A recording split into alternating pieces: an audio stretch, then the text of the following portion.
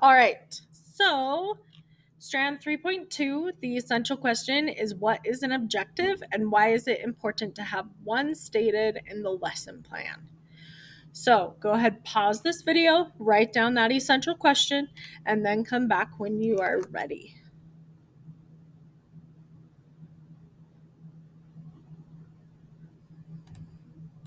Okay, Standard 3.2 says that we're going to review the components of a lesson plan.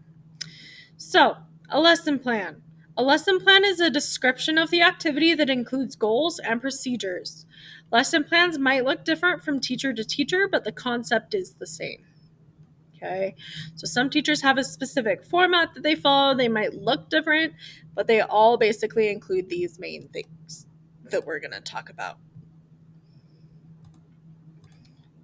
So, first of all, is the objective. These are the overall goals of what students may learn, know, and or do. This is where we're wanting students to get to. So this is like your objective, right? So, for example, this review the components of a lesson plan is an objective.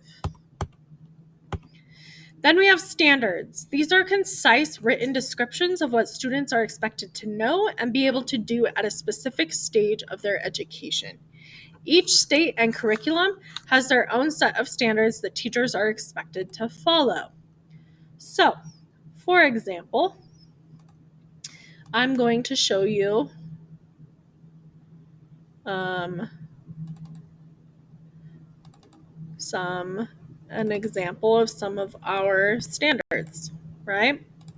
So here I have strands and standards from the state about everything that I'm supposed to teach you guys. See, we're right here. We did 3.1, we're on 3.2 now.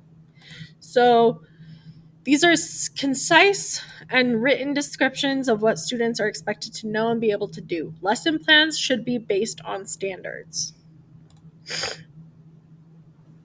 Then we have procedures. These are step-by-step instructions for implementing the activity.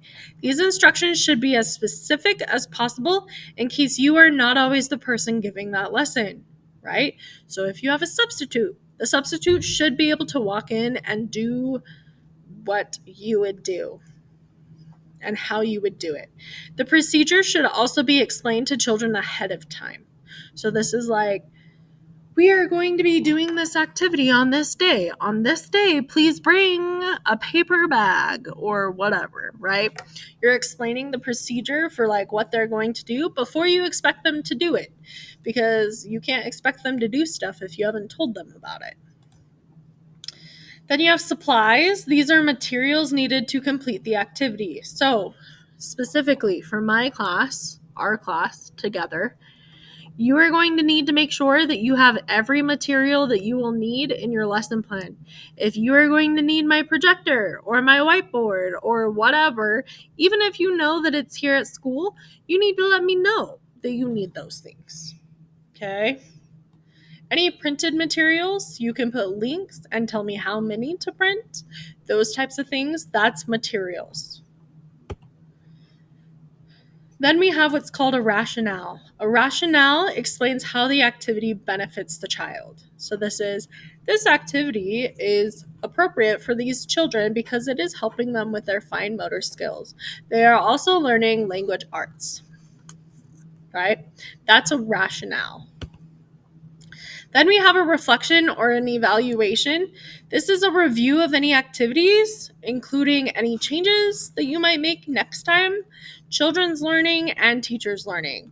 So this can be as simple as like, wow, Miss Chirono talks super duper fast, and I need to slow down. Right? That's something I could say. Or I might say, hey, this activity takes about 5 to 7 minutes. I had originally planned for 3 to 5, but students needed more time. So next time I teach it, it's going to take 5 to 7. Or these children really struggled with this activity. I might want to pull them for a small group about this same thing while everybody else is doing something different. That's a reflection and an evaluation. Then we have what's called transitions. This is the process of moving from one lesson, space, or event to another during the school day. So when the bell rings for class to get out, that is an example of a transition, right? Um, in elementary school and early childhood, these things are key. You have to plan them. They will not magically happen, okay? This is why a lot of times we have a cleanup song, because when the cleanup song comes on, kids know that it's time to clean up. Those types of things. So, examples of transition cues. You can use concrete cues. This is like objects moving from one place to another.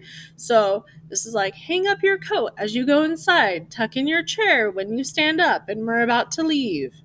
You can use visual cues. These are items that are used that the child can see to inform them of a change in activity. So, when you see your name, you may go, or turning off the lights. Auditory cues are sounds that are used to move children from one area to another. So, cleanup song, ringing a bell.